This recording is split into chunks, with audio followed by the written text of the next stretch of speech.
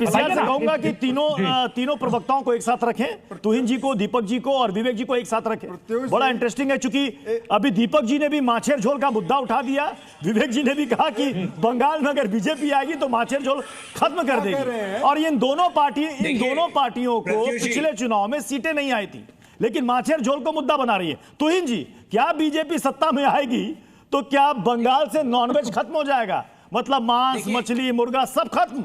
देखिए, ये लोग अनभिज्ञ लोग हैं, इनको पता ही नहीं है कि मेघालय में भी हमारी सरकार है, नागालैंड में भी हमारी सरकार है। आप एक क्रिश्चियन को पूछ लीजिए वहां पर जिसको कि अपने भोजन खाने से वंचित किया गया है।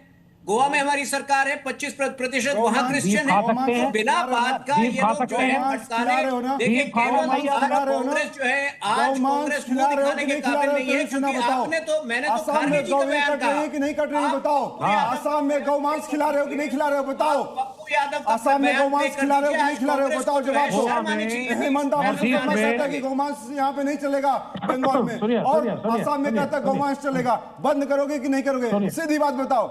अभी तो तुम लोग बड़े ज्ञानी हो ना, अपने ज्ञान के प्रदर्शन से ये देशवासियों को अरे कांग्रेस बंगाल में बंद करो। गौ मांस बंद होगा कि नहीं होगा, सीधी बात का जवाब दो।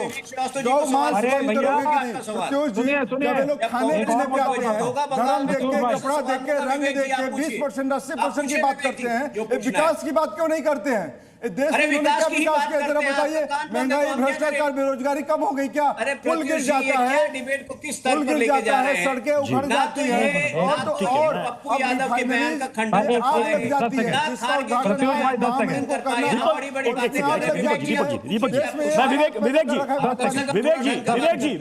विवेक जी 2021 के चुनाव में आपका खाता नहीं खुला, फिर से चुनावी मैदान में आप हैं। मैंने आज ताल ठोक के, मैं शुरुआत में ही मैंने कहा कि सभी पार्टियों से, लोग तो कहते हैं ना गुड़ी गुड़ी क्वेश्चन के साहब आपके पक्ष में क्या, मैं कहता हूं कि आपके सामने लेफ्ट के सामने इस वक्त की सबसे बड़ी चुनौती क्या है, और वो टीएमसी से है कि बीजेपी से है? नहीं, हम बीजेपी को सबसे बड़ा दुश्मन मानते हैं, नेशनल लेवल पे मानते हैं। टीएमसी को दोस्त भाई, टीएमसी को दोस्त। टीएमसी नहीं, अगर उनका लॉ एंड ऑर्डर खराब होगा हम चैलेंज करेंगे, बिल्कुल करेंगे। हमने धरने दिए, वृंदा करात, मोहम्मद सलीम सब लड़ रहे टीएमसी से, लेकिन आइडियोलॉजिकली देश के संविधान के लिए, इस देश के लिए आप इनसे पूछे बैठे हैं तो इनसे ना क्यों? श्रीमान जी, गंगा है ना कलकत्ता में, उसमें से मछली मारेगा कोई तो सही या गलत?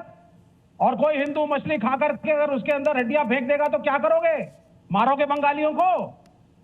बड़ा मुद्दा उठाया था साहब, बिरयानी पार्टी हो रही है, माँ गंगा, उसके अंदर हड्डियां फेंकी, क्या करोगे? खाने पे कोई रोक नहीं है, खाने पे कोई रोक नहीं है, लेकिन वहां गंगा जो कलकत्ता में है उसमें से मछली मार सकता है बंगाली या नहीं? समझ आपको नहीं है?